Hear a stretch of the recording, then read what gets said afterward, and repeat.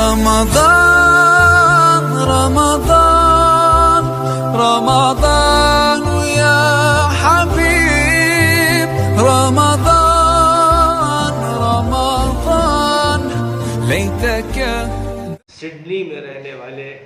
مسلمان بھائیوں اور بہنوں کی خدمت میں تسلیمات اور رمضان المبارک کی مبارکباد. میں سلمان حسینی ندوی آپ سے مخاطب ہوں اور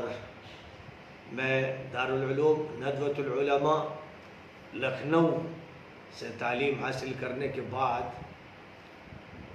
جزیرۃ العرب کے شہر ریاض میں جامعۃ الامام محمد بن سعود میں تعلیم حاصل کرنے گیا تھا اور وہاں سے میں نے علوم حدیث میں ایم اے کیا تھا. 1980 میں میں پھر لکھنؤ واپس آیا اور دارالعلوم ندوۃ العلماء میں نے تدریس کا کام شروع کیا اور ہندوستان و بیرون ہند دعوت اور تبلیغ کا کام کرنا شروع کیا اور ساتھ ہی ساتھ تالیف و تصنیف کا کام بھی کرتا رہا. اللہ تعالیٰ کا فضل و کرم ہے کہ 40 سال کے عرصے سے تدریس و تصنیف و تالیف و دعوت کے کام سے جڑا ہوا ہوں. میں نے اللہ کے فضل سے امریکہ کا، روس کا اور جو اسلامی جمہوریاں ہیں ازبکستان، تاجکستان، قزاقستان وغیرہ کا، چین کا، جاپان کا، افریقہ کے مختلف ملکوں کا اور عالم عربی کا سفر کیا اور بہت سی جگہوں پر متعدد بار میرا جانا ہوا. لیکن آسٹریلیا میں ابھی تک حاضر نہیں ہو سکا. مجھے آسٹریلیا سے دعوت ملتی رہی اور نیوزی لینڈ سے بھی دعوت ملی، لیکن اس کا موقع نہیں آ سکا کہ میں آسٹریلیا کے مسلمان حضرات کی خدمت میں حاضر ہوں. آج میں بہت ہی شکر گزار ہوں اسلامک فورم فار آسٹریلین مسلم نامی تنظیم کا کہ انہوں نے ایک ملاقات کا موقع فراہم کیا اور آسٹریلین مسلم سے اور یوں کہیے کہ آسٹریلیا میں رہنے والے تمام انسانوں سے ایک رابطے کا موقع ایسا عنایت فرمایا ہے کہ جس نے اب دوریاں ختم کر دی ہیں، فاصلے بہت ہی قریب آ گئے ہیں. میں اس وقت لکھنؤ میں اور لکھنؤ میں بھی اپنے گھر میں گویا کہ بیٹھا ہوا ہوں، لیکن میں سڈنی میں ہوں، میں آسٹریلیا میں ہوں. جسمانی فاصلے گویا کہ مٹ گئے ہیں. الیکٹرانک میڈیا نے سب کو ایک دوسرے کے قریب کر دیا ہے اور ظاہر ہے کہ یہ جو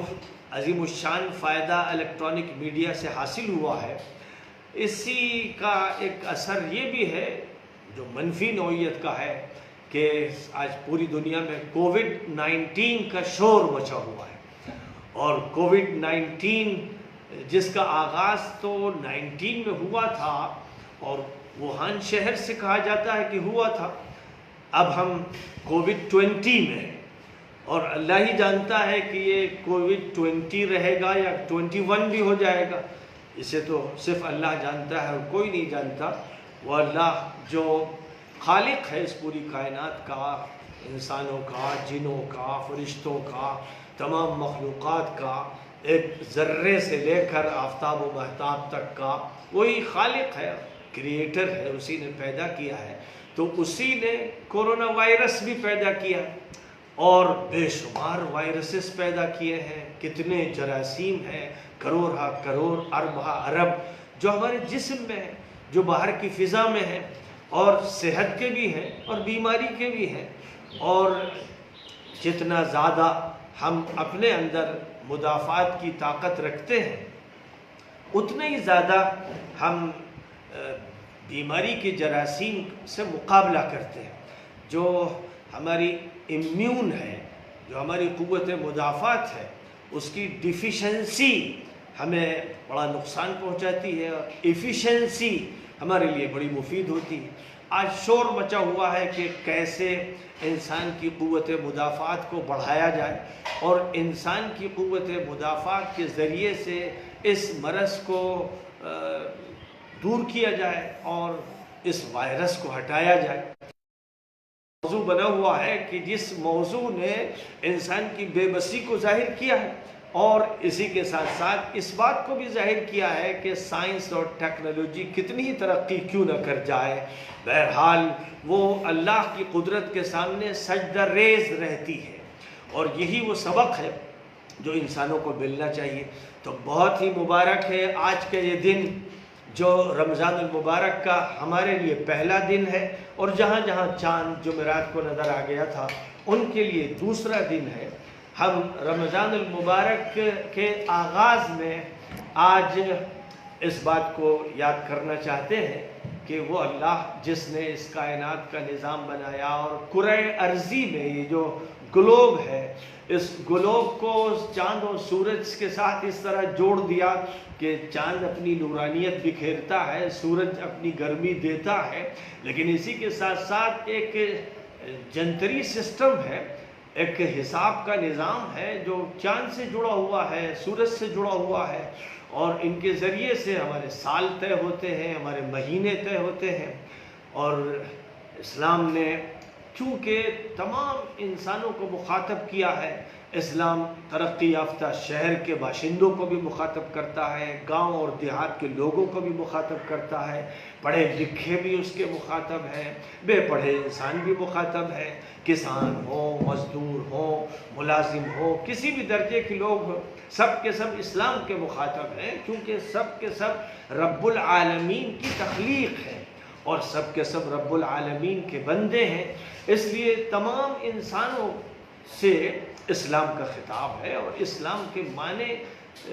کیونکہ یہ ہے کہ سرنڈر ہو جایا جائے گاڈ کے لیے، لاڈ کے لیے، اللہ کے لیے، ایشور کے لیے، مالک کے لیے، جو بھی اس کائنات کا مالک ہے اس کے سامنے ہم جھک جائیں، اس کی بڑائی کو تسلیم کریں، اس کی عظمت کو مانیں، اس کی وحدانیت کو تسلیم کریں، اس کی تخلیق کو تسلیم کریں، اس کی ملکیت کو تسلیم کریں، اس کے حاکم ہونے کو تسلیم کریں۔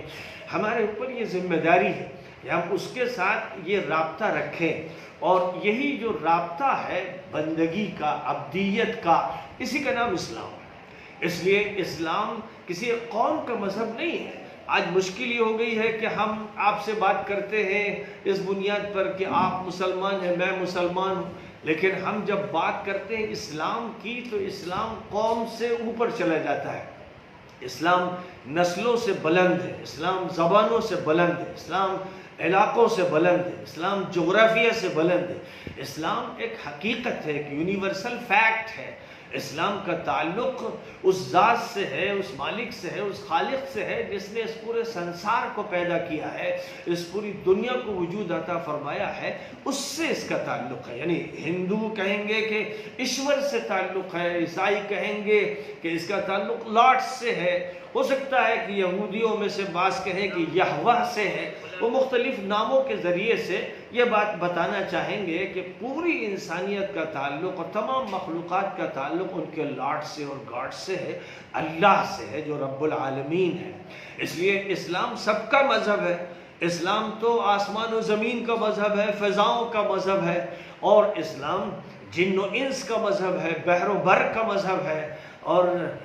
ہر چیز کا مذہب اسلام ہے۔ یعنی اسلام وہ سسٹم ہے جو اس کائنات کے مالک کی طرف سے عطا کیا گیا ہے، اور اس سسٹم کا تعلق جمادات سے بھی ہے، نباتات سے بھی ہے، حیوانات سے بھی ہے، انسان سے بھی ہے، فرشتوں سے بھی ہے، شیطانوں سے بھی ہے، جنوں سے بھی ہے۔ کوئی مخلوق ایسی نہیں ہے جس کا تعلق اس سسٹم سے نہ ہو جو سب کے مالک نے دیا ہے، سب کے خالق نے، اللہ نے عطا فرمایا ہے۔ اس لیے یاد رکھنا چاہیے، اس کو نہیں بھولنا چاہیے کہ اسلام سب کا مذہب ہے۔ یہ بتانے کی ضرورت ہے، لیکن چونکہ جہالت عام ہے، لوگ جب علم حاصل کرتے ہیں تو بس دنیا کی ضرورتوں کے پیش نظر علم حاصل کرتے ہیں۔ آج دنیا کی بڑی سے بڑی یونیورسٹیز انسانوں کو جو علم دے رہی ہیں، اس علم کا تعلق روٹی کپڑے مکان سے ہے، اس علم کا تعلق دنیا کی محدود ضروریات سے ہے، اس علم کا تعلق انسان کے جسم سے ہے،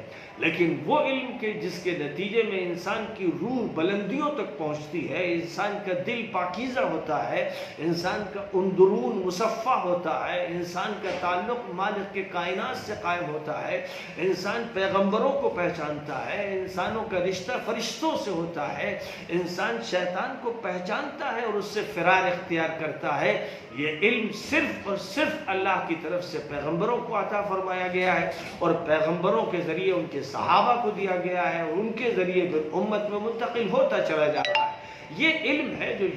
جو اصل ہے۔ ان الدین عند اللہ الاسلام جب فرمایا گیا تو اس کا مطلب یہ ہوا کہ دین، ریلیجن، مذہب، سسٹم آف لائف وہ ہے جس کا نام اسلام رکھا گیا ہے، یعنی submission to the will of God کے لیے سرنڈر ہونا، سبمیشن کرنا، سرویٹیوڈ کرنا، اوبے کا تعلق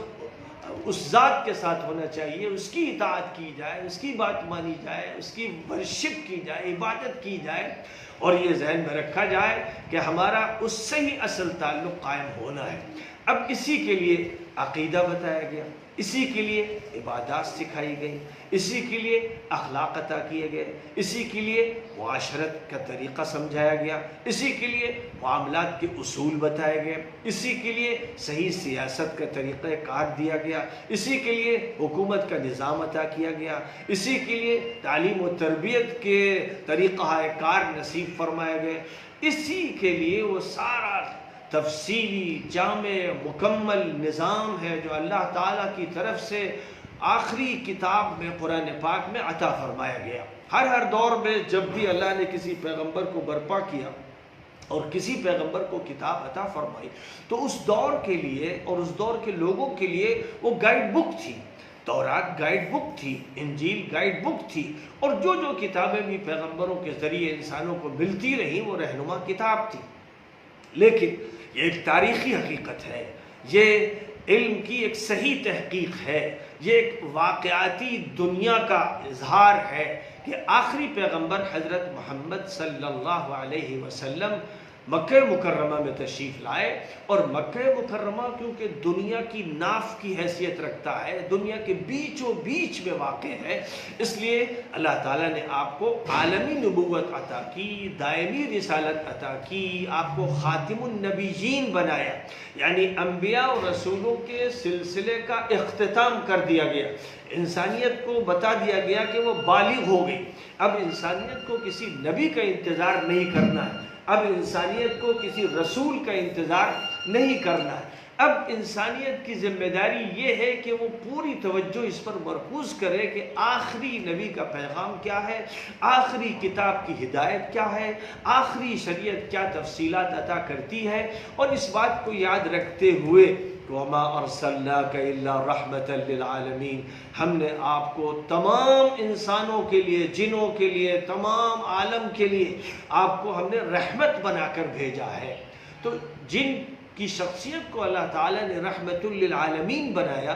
اور اللہ نے اپنا تعارف کرایا کہ وہ رب العالمین ہے، رب العالمین سب کا پروردگار ہے، ہندوؤں کا، مسلمانوں کا، سکھوں کا، عیسائیوں کا، یہودیوں کا، وہ سب کا رب ہے، اور اس نے جو پیغمبر سب کے لیے بھیجا ہے آخری دور میں وہ رحمت للعالمین محمد صلی اللہ علیہ وسلم ہے۔ لیکن اکثر و بیشتر ایسا ہوا ہے کہ وہ مسلمان جو اس عقیدے کو رکھتے ہیں، جو اس کو مانتے ہیں کہ محمد صلی اللہ علیہ وسلم خاتم النبیین ہے، رحمت للعالمین ہے، تمام انسانوں کے پیغمبر ہیں،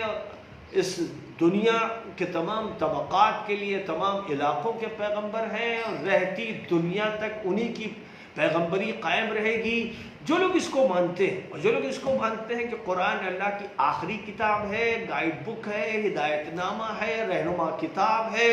دنیا کے تمام انسانوں کے لیے، حکومتوں کے لیے، رعایا کے لیے، پڑھے لکھوں کے لیے، بے پڑھے لکھوں کے لیے، تمام انسانوں کے لیے قرآن رہنما کتاب، جو لوگ اس کو مانتے ہیں، اب وہ جب اس حقیقت کی طرف آتے ہیں کہ جس مالک نے ہمیں سورج اور چاند کی شکل میں ایک نظام عطا فرمایا حساب کا، اور اس حساب سے فائدہ اٹھانے کا حکم فرمایا، اور پھر آسانی کے لیے چاند کی جنتری کو اختیار کر دیا گیا، اس لیے کہ دیہات کے لوگ ہوں یا بدو ہوں، پڑھے لکھے ہوں، سب اپنی آنکھوں سے چاند دیکھ لیں، اور نماز کے اوقات کے لیے صبح کو دیکھ لیں کہ کب اس کی پاؤں پھٹ رہی ہے، اور یہ دیکھ لیں کہ سورج بیچوں بیچ کب ہے، یہ دیکھ لیں کہ سورج کب ڈھلک رہا ہے، زوال کی طرف جا رہا ہے، یہ دیکھ لیں کہ اب کسی چیز کا سایہ اس کے برابر، اگر سورج کی دھوپ پڑ رہی ہے تو کسی چیز کا سایہ اس کے برابر کب ہو رہا ہے، اور اس کے 2 مثل سایہ کب ہو رہا ہے، اور سورج کی ٹکیا کب ڈوب رہی ہے، اور اس کے بعد پھر جو سورج کی ٹکیا کی ڈوبنے کے بعد ایک لالی سی ہوتی ہے، سرخی ہوتی ہے، جس کو شفق کہتے ہیں عربی میں، اور اردو میں بھی شفق کہتے ہیں، تو یہ شفق کب ڈوب رہی ہے، یہ جتنے بھی اوقات طے کی گئے، جو نظام بتایا گیا، آسانی کے لیے ایسا طریقہ کار طے کیا گیا وقت کو پہچاننے کا، مہینے کو پہچاننے کا، کہ جس میں ایک عالم اور غیر عالم میں، ایک شہری اور دیہاتی میں فرق نہ ہو، ہر انسان جو آنکھ رکھتا ہے وہ اپنی آنکھ سے دیکھ لے، مہینے کے آغاز کے لیے چاند کو آنکھ سے دیکھ لے، فجر کے آغاز کے لیے صبح کی سفیدی کو دیکھ لے، ظہر کے لیے سورج کے ڈھلنے کو دیکھ لے، عصر کے لیے ہر چیز کے سائے کو ایک مثل ہونے کو دیکھ لے۔ یہ طریقہ کار اسلام نے طے کیا، اور اس لیے نہیں طے کیا کہ حساب سے فائدہ نہیں اٹھانا ہے۔ جب یہ بات ارشاد فرما دی گئی کہ حساب کو اللہ تعالیٰ نے بنیاد بنایا ہے، وَالشَّمْسُ وَالْقَمَرُ بِحُسْبَانٍ فرما دیا گیا، تو اس کا مطلب یہ ہوا کہ ہمیں حساب سے فائدہ اٹھانا ہے، اور جو کمی تھی اس وقت جب لوگوں میں علم نہیں تھا، جب سائنس نہیں تھی، جب میتھ سے لوگ واقف نہیں تھے، تو اس وقت وہ سارا اعتماد آنکھوں کی دیدار پر کرتے تھے، لیکن اب اس کے بعد وہ شمسی تقویم پر اعتماد کرتے ہوئے یہ بات طے کرتے ہیں کہ فجر کا وقت مثلا آج کل لکھنؤ میں صبح 4:11 بجے شروع ہو رہا ہے، تو اب 4:11 بجے کا جو ہماری تعبیر ہے، یہ تعبیر دراصل اس بنیاد پر ہے جو شمسی تقویم ہے۔ شمسی تقویم کی بنیاد پر اب ہم یہ بتاتے ہیں کہ اتنے بج کر اتنے منٹ اور اتنے سیکنڈ پر فلاں نماز کا وقت آئے گا۔ ایسے ہی چاند کے بارے میں بھی جو حساب کی تفصیلات ہیں وہ بنیادی ہیں، اور وہ اللہ تعالیٰ کے نظام کا ایک حصہ ہے۔ بہرحال رمضان المبارک کا اللہ تعالیٰ نے 12 مہینوں میں سے انتخاب فرمایا، اور یہ انتخاب روزوں کے لیے بعد میں ہوا ہے، یعنی آخری نبوت کے اعلان کے بعد، اور آخری نبی اور آخری پیغمبر حضرت محمد صلی اللہ علیہ وسلم کے انتخاب کے بعد 15 سال انتظار کیا گیا، اور 15 سال کے انتظار کے بعد اللہ تعالیٰ کی طرف سے سورۃ البقرہ میں جو آیات کریمہ آئیں، جن میں یہ فرمایا گیا کہ یا ایھا الذین آمنوا کتب علیکم الصیام کما کتب علی الذین من قبلکم لعلکم تتقون ایاما معدودہ، اے ایمان والو تم پر صوم کو، روزے کو، فاسٹنگ کو فرض کر دیا گیا جیسے تم سے پہلے قوموں اور ملتوں پر اس کو فرض کیا گیا تھا، اور مقصد اس کا یہ ہے کہ تمہارے اندر تقوی پیدا ہو، پرہیزگاری پیدا ہو، احتیاط پیدا ہو، حلال و حرام میں تمیز کی صلاحیت ہو، خیر و شر میں تمیز کی صلاحیت پیدا ہو، اور اس صلاحیت کے مطابق عمل ہو۔ یہ تقوی ہے، اس کے لیے یہ تم کو تربیتی نظام عطا کیا گیا ہے، ٹریننگ کا ایک سسٹم دیا گیا ہے، اور آگے چل کر پھر جب یہ فرمایا گیا کہ شہر رمضان الذی انزل فیہ القرآن ھدی للناس وبینات من الھدی والفرقان فمن شہد منکم الشہر فلیصم، جہاں یہ بات فرمائی گئی کہ رمضان کا مہینہ ہے جس میں قرآن پاک اتارا گیا، اور قرآن پاک کو اتارا گیا تمام انسانوں کے لیے گائیڈ بک کے طور پر، لہذا رمضان کا تعلق صرف مسلمانوں سے نہیں ہے، اور قرآن کا تعلق صرف مسلمانوں سے نہیں ہے، اور پیغمبر کا تعلق صرف مسلمانوں سے نہیں ہے، یہ ایک ہمارا رواجی، رسمی، موروثی عمل بن گیا ہے، اور جس کا یہ نتیجہ ہے کہ آسٹریلیا میں آپ 2%، 3% کی تعداد میں ہیں، حالانکہ واقعہ یہ ہے کہ آپ جس دور سے آسٹریلیا میں موجود ہیں، مسلمانوں سے کہتا ہوں جو اپنی قومیت کو اسلام سے جوڑتے ہیں، لیکن اس حقیقت کو فراموش کر دیتے ہیں کہ اسلام کا تعلق قومیت سے نہیں ہے اور علاقائیت سے نہیں ہے، بلکہ وہ تو ایک ایسا عالمی اور آفاقی اور کائناتی مذہب ہے جس کا سب سے تعلق ہے۔ لہذا ان سے میں یہ کہتا ہوں کہ آپ اس ملک میں 1865-68 میں آئے تھے، آپ بلوچستان سے آئے تھے، آپ سرحد سے آئے تھے، آپ سندھ سے آئے تھے، اور آپ کو اس لیے بلایا گیا تھا کہ جو پہلے سے آئے تھے، ظاہر ہے کہ ایک ایسی قوم ہے جس نے جہاں جہاں بھی گئی بڑا ظلم کیا۔ وہ قوم ایسی ہے کہ کولمبس کے ساتھ امریکہ گئی تو جن کو اس نے ریڈ انڈینز کہا، لاکھوں کی تعداد میں ان کا خاتمہ کر دیا، اور آپ کے ہاں برطانیہ سے جو افراد بھی آئے، اور ظاہر ہے کہ یہ افراد 18ویں صدی میں آئے، 1770 یا 1765 کے لگ بھگ جو لوگ بھی وہاں آئے انہوں نے ان لوگوں کا خاتمہ کیا، ان کو لاکھوں کی تعداد میں ختم کیا کہ جو وہاں کے اصل باشندے تھے۔ یہ دنیا کی ایک عجیب کہانی ہے، ہندوستان میں بھی ہم جانتے ہیں کہ دراویڑین نسلوں کا خاتمہ کیا گیا، آرینس آئے اور انہوں نے یہاں کے اصل باشندوں کا خاتمہ کیا۔ یہ دنیا میں ظلم کی کہانی ہے جو چلتی رہی ہے۔ اس ظلم کی کہانی میں اور ظاہر ہے کہ جو اصل باشندے رہے ہیں ان کو کھدیڑ دیا گیا، علاقوں سے نکال دیا گیا، ان کو ایب اوریجنل کہہ دیا گیا، اور ایب اوریجنز گویا وہ نسلیں ہو گئیں کہ جو نسلیں وہاں کی اصل تھیں ان کے بارے میں اس طرح کے الزامات تراش لیے گئے، اور پھر اس کا جو نتیجہ نکلا ہے وہ سب کے سامنے ہے کہ آبادیوں کی آبادیاں ختم کر دی گئیں اور باہر کے غاصب آ کر قابض ہو گئے۔ اب ایسی شکل میں اسلام کا جو کام ہے، آخری ایڈیشن اللہ تعالیٰ نے اسلام کا جو آخری نبی حضرت محمد صلی اللہ علیہ وسلم کو عطا فرمایا تھا، اور جس کا آغاز رمضان میں ہوا تھا۔ خوب یاد رکھا جائے کہ رمضان میں آخری نبوت کا اظہار ہوا، رمضان میں آخری نبوت کا اعلان ہوا، رمضان میں رسول اللہ صلی اللہ علیہ وسلم، حضرت محمد صلی اللہ علیہ وسلم کا انتخاب ہوا، اور رمضان کی بھی نہایت مبارک اور مقدس اور معزز اور محترم رات میں جس کو لیلۃ القدر کہا گیا ہے،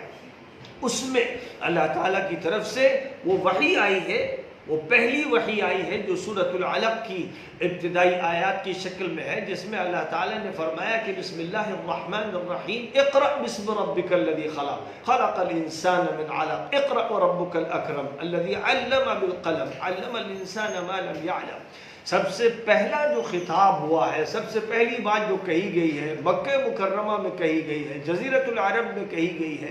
انسانیت کو جو خطاب فرمایا گیا ہے وہ یہ کہ پڑھو،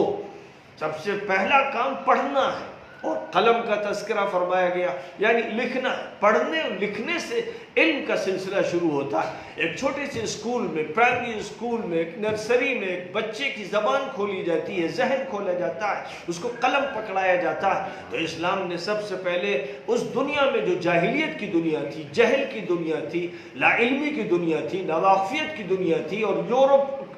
ڈارک ایجز سے گزر رہا تھا، تاریک دور سے گزر رہا تھا، اس وقت اسلام نے جو نعرہ لگایا، آخری نبی کو جو پیغام دیا گیا، جو سب سے پہلی وحی قرآن پاک کی آئی، اس میں فرمایا گیا اقرأ بسم ربک الذی خلق، اپنے پروردگار کی صفات کو اور ناموں کو یاد کرتے ہوئے اور ان پر ایمان رکھتے ہوئے پڑھو، جو کریٹر ہے، جو خالق ہے، جس نے پیدا فرمایا ہے، لہذا اس کے ساتھ رابطہ رکھتے ہوئے پڑھو۔ کیونکہ اگر کوئی علم بھی حاصل کیا جائے اور وہ صرف معلومات کے لیے ہو، اور اس علم سے انسان اپنا پیٹ بھر لے، اپنا گھر بنا لے، اپنی سواری لے لے، تو وہ ایک مہذب جانور کہلایا جا سکتا ہے، ایک ترقی یافتہ جانور اس کو آپ کہہ سکتے ہیں، لیکن وہ انسان نہیں ہے جو اشرف المخلوقات ہے، وہ مخلوق نہیں ہے جس کا تعلق آسمان سے بھی ہے اور زمین سے بھی ہے اور لوح و قلم سے بھی ہے اور اللہ کی ذات سے بھی ہے، اس کے پورے سسٹم سے ہے، وہ انسان ہے، وہ اشرف المخلوقات ہے۔ تو اس انسان کے لیے اللہ تعالیٰ نے رمضان المبارک کے مہینے کی سب سے معزز اور محترم اور مقدس شب میں جو وحی اتاری ہے، وہ پہلی وحی ہے کہ جس کے ذریعے سے اللہ تعالیٰ کی طرف سے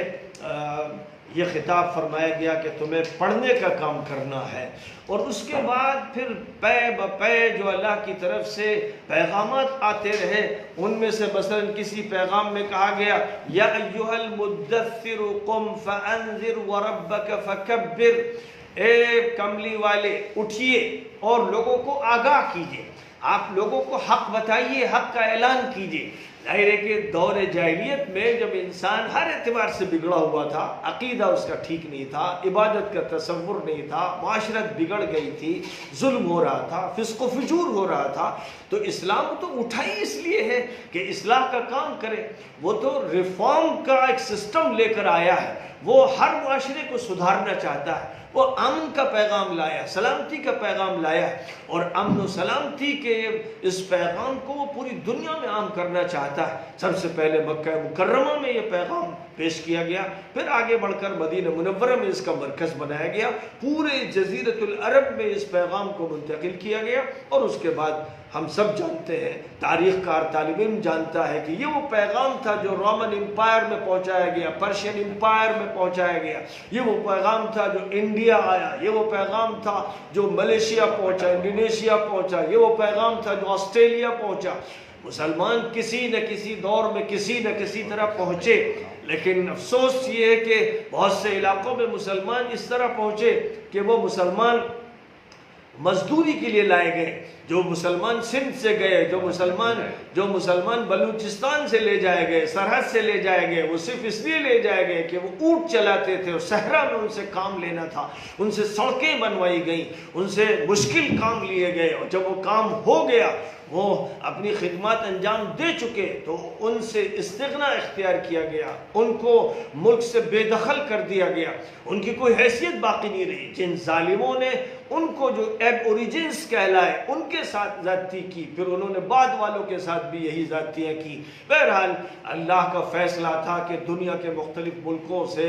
ترکی سے، البانیہ سے، صومالیہ سے، مصر سے، مختلف عرب ملکوں سے اور غیر عرب ملکوں سے پہنچتے چلے جائیں، اور انہوں نے اپنی ایک اچھی تعداد وہاں پر قائم کر لی۔ لیکن اگر وہ ساتھ ساتھ یہ بات یاد رکھتے کہ جس دین کو لے کر وہ آئے ہیں اور جس دین کے وہ علم بردار ہیں، وہ عالمی ہے، وہ آفاقی ہے، وہ کائناتی ہے، وہ دائمی ہے، وہ ابدی ہے، جو بہت مہربان اور نہایت کرم فرما ہے، مالک یوم الدین، جو روز جزا کا مالک ہے، ایاک نعبد و ایاک نستعین، اللہ ہم تیری بندگی کرتے ہیں، تیرے غلام ہیں، تیری عبادت کرتے ہیں، تجھی سے مدد چاہتے ہیں، اہدنا الصراط المستقیم، ہم کو سیدھا راستہ دکھا دے، بتا دے، اس راستے پر چلا دے، اس کی منزل تک پہنچا دے، صراط الذین انعمت علیہم، ان لوگوں کے راستے پر چلا دے، ان پر جما دے جن پر تو نے انعام فرمایا، غیر المغضوب علیہم ولا الضالین، ان کے راستے سے حفاظت فرما جن پر تیرا غصہ بھڑکا، جن سے تو ناراض ہے، اور ان کے راستے سے بچا لے جو گمراہ ہو گئے۔ تو سب سے پہلی جو بات قرآن پاک میں کہی گئی ہے، اور جس کو مسلمان اپنی نماز کی ہر رکعت میں پڑھتے ہیں کہ اللہ کا حکم ہے کہ یہ جو پریفیس ہے قرآن کا، یہ جو مقدمہ ہے اللہ کی آخری کتاب کا، اس کو بار بار پڑھو، بار بار دہراؤ، تاکہ تمہیں معلوم ہو کہ اللہ کی صفات کیا ہے، اللہ کی پہچان کیسے ہوگی، اللہ کی معرفت کا کیا طریقہ ہے، تمہیں معلوم ہو کہ وہ اللہ رب العالمین ہے، وہ اللہ ہے، رب ہے، رحمان ہے، رحیم ہے، وہ روز جزا کا مالک ہے، اور تمہیں معلوم ہو کہ تمہارا اس کا تعلق یہ ہے کہ ایاک نعبد و ایاک نستعین، اور تمہاری سب سے بڑی ضرورت کھانے، پینے، اوڑھنے، بچھونے، رہنے، سہنے، ملنے، جلنے، تمام چیزوں سے سب سے بڑی زیادہ جو تمہاری ضرورت ہے وہ گائیڈنس کی ہے، ہدایت کی ہے۔ انسان اسی لیے انسان ہے کہ اس کا تعلق پیغمبروں سے ہے اور اللہ سے ہے اور ہدایت سے ہے، اس لیے وہ بھینس نہیں ہے، بیل نہیں ہے، بکری نہیں ہے، مرغی نہیں ہے، وہ ایک عام جانور نہیں ہے، اور اللہ تعالیٰ نے اس کو وہ دماغ عطا فرمایا ہے جس دماغ سے وہ عالم بالا کے بارے میں بھی سوچتا ہے، عالم ذیلی کے بارے میں بھی سوچتا ہے۔ اس کو اللہ نے وہ طاقت عطا فرمائی ہے، وہ روحانیت عطا فرمائی ہے جس کی بنیاد پر وہ ایسی پرواز اختیار کرتا ہے کہ عرش معلیٰ کی حضور میں حاضر ہوتا ہے، اور جس کی بنیاد پر ایک انسان نہ صرف یہ کہ اپنے مسائل حل کرتا ہے بلکہ دنیا میں جو چیزیں بھی اللہ نے بنائی مسائل بھی حل کرتا ہے، چونکہ اس کو اللہ نے اپنا وائسرائے بنایا ہے۔ اور یہ اعلان کر دیا تھا سب سے پہلے انسان کو پیدا کرنے کے موقع پر کہ ہم اس کو اپنا خلیفہ بنانے جا رہے ہیں، یہ ذمہ دار ہے اس دنیا کا، اس ذمہ داری کو ادا کرنا ہے۔ تو ایک بہت بڑی ذمہ داری ہے جو اس انسان کو عطا کی گئی ہے، اور اس انسان کو اس ذمہ داری کو ہر وقت یاد رکھنا ہے، اس کو کسی حالت میں بھی فراموش نہیں کرنا ہے۔ لہذا رمضان المبارک کا جہاں تک تعلق ہے، یاد رکھنا چاہیے کہ یہ محض روزوں کی رسم پوری کرنے اور تراویح کی سنت ادا کر دینے اور سحری کھا لینے اور افطار کر لینے کا نام نہیں ہے، بلکہ رمضان المبارک کا مہینہ اپنے روزوں کے ساتھ، قیام اللیل کے ساتھ، اپنی عبادتوں، ذکر و اذکار و تلاوت کے ساتھ ایک تربیتی مہینہ ہے۔ یہ ایک ٹریننگ کیمپس ہے، یہ ایک ٹریننگ کورس ہے، اور جو آدمی بھی اس میں داخلہ لے اس کو یہ سمجھ کر داخلہ لینا چاہیے کہ میں ایک بہت ہی اعلیٰ قسم کی تربیت گاہ میں داخلہ لے رہا ہوں، اور میں تربیت کے لیے داخلہ لے رہا ہوں۔ جس طرح کوئی بھی انسان کسی کورس کو اختیار کرتا ہے، کسی کالج میں داخلہ لیتا ہے، تو اس کے سامنے ایک مقصد ہوتا ہے، وہ یہ سمجھتا ہے کہ کورس کیا ہے اور اس کورس کو میں کیوں پڑھنے جا رہا ہوں۔ اسی طرح تمام مسلمانوں کو یہ بات یاد رکھنی چاہیے کہ یہ ایک اللہ کی طرف سے نفس پر قابو پانے کے لیے، نفس کو کنٹرول کرنے کے لیے، حرام سے بچنے کے لیے، ناجائز چیزوں سے بچنے کے لیے، مشتبہ چیزوں سے بچنے کے لیے اللہ تعالیٰ نے کورس عطا فرمایا ہے۔ اور یہ کورس ایسا ہے کہ جس میں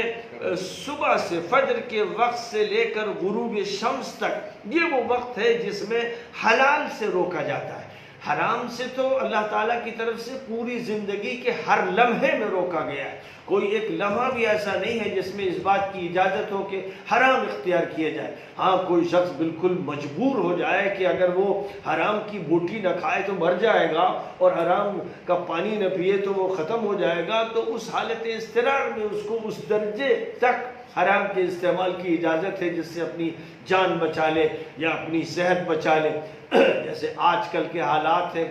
جو حالات کورونا وائرس نے پیدا کر دیے ہیں، بلکہ اللہ نے پیدا کیے ہیں ایک ایسے کیڑے کے ذریعے، ایک ایسے جرثومے کے ذریعے جو ہماری نگاہوں کی گرفت میں نہیں ہے، لیکن اللہ تعالیٰ نے اس کے ذریعے اضطرار کے، مجبوری کے، بے بسی کے، بے کسی کے ایسے حالات پیدا کر دیے کہ اب یہ کہا جا رہا ہے علماء کی طرف سے، اماموں کی طرف سے کہ بھائی مسجد میں نماز نہ پڑھیے، کئی لوگ کھڑے نہ ہوں، صفیں مل مل کر نہ بنے، جو چیزیں فرض تھی۔ جمعے کی نماز کے بارے میں کہا جا رہا ہے کہ گھر میں ظہر پڑھ لیجئے یا آپ گھر میں ہی جمعہ ادا کر لیجئے۔ یہ بات جو کہی جا رہی ہے یہ انسان کی بے بسی کا اظہار ہے، بے کسی کا اظہار ہے، حالت اضطرار کا اظہار ہے۔ یعنی وہ حالت ہے کہ جس میں انسان سور کی بوٹی کھا لے، خدا نخواستہ اگر اس کو حلال نہ مل رہا ہو، جان پر بنا ہے۔ ایسی صورتحال میں جو عمل کیا جا رہا ہے یہ اختیاری عمل نہیں ہے، یہ ہماری مجبوری کا عمل ہے۔ لیکن اس عمل میں جہاں تک رمضان کا تعلق ہے، روزوں کے لیے کسی بھیڑ کی ضرورت نہیں ہے، تراویح گھر میں ہو یہی زیادہ بہتر ہے۔ نبی پاک علیہ السلام کے دور میں تراویح گھر میں ہوتی تھی، ابو بکر صدیق کے دور میں جو چاہے مسجد میں پڑھ لے اور گھروں میں لوگ پڑھتے تھے، عمر فاروق کے بھی ابتدائی دور میں بھی لوگ گھروں میں پڑھتے تھے اور مسجد میں جو پڑھتے تھے الگ الگ جماعتیں کرتے تھے۔ پھر حضرت عمر رضی اللہ تعالیٰ عنہ نے حضرت ابی بن کعب کو یہ حکم فرمایا کہ مسجد نبوی میں ان کی امامت میں لوگ مل کر پڑھیں، ایک جماعت ہو تاکہ انتشار نہ ہو۔ یہ اس طرح سے حضرت عمر کا ایک مشورہ تھا اور اس مشورے پر عمل ہوتا چلا گیا، اور 1450 سال سے مسجد نبوی میں اور مسجد حرام میں تسلسل کے ساتھ تراویح پڑھی جا رہی، اور اسی طرح جن لوگوں نے بھی اہتمام کیا ان کے ہیں یہ عمل ہو رہا ہے اور ہوتا رہے گا انشاءاللہ۔ اور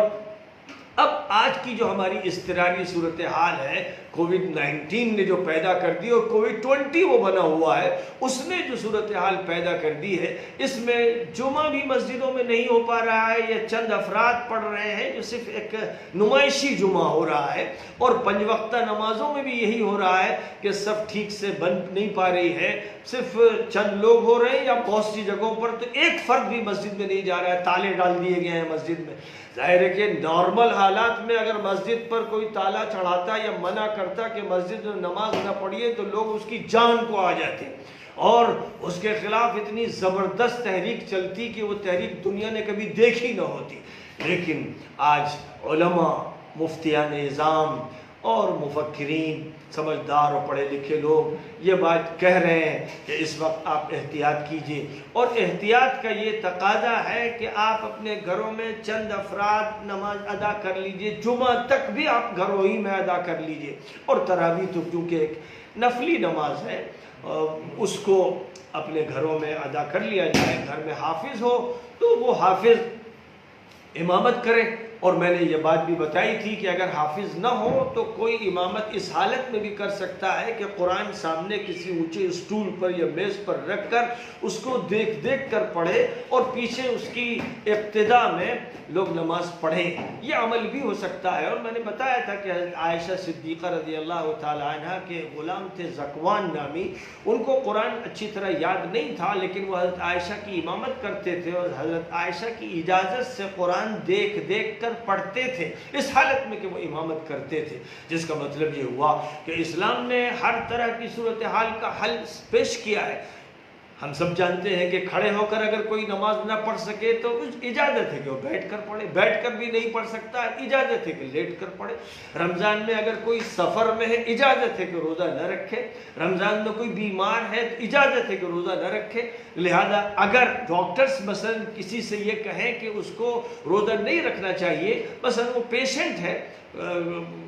وہ کورونا وائرس کا پیشنٹ ہے، اس میں سمٹمز ہیں یا اس کے لیے خطرہ ہے، اور اس کو دن میں مسلسل کچھ کھاتے رہنا ہے، پانی پیتے رہنا ہے، اگر ایسی صورتحال ہو تو ظاہر ہے کہ پھر اس کو روزہ نہیں رکھنا چاہیے، بعد میں قضا کرنی چاہیے۔ بہرحال رمضان کا جو سب سے بڑا مسئلہ ہے، میں بات کو ختم کرتے ہوئے اب یہ کہوں گا کہ یاد رکھا جائے کہ شہر رمضان الذی انزل فیہ القرآن ھدی للناس کو فراموش نہ کیا جائے۔ رمضان میں قرآن اتارا گیا اور پوری انسانیت کی ہدایت کے لیے اتارا گیا، اس لیے آسٹریلیا کے مسلمانوں سے کہوں گا کہ آسٹریلیا کے ایک ایک مرد اور عورت اور جوان اور بچے تک قرآن پہنچانا ان پر فرض ہے، اور بالخصوص رمضان میں اس کا آغاز کر دیا جائے تاکہ ہر ایک انسان تک قرآن پہنچ جائے، ختم نبوت کا فکر پہنچ جائے اور اسلامی نظام پہنچ جائے۔ وآخر دعوانا ان الحمد للہ رب العالمین۔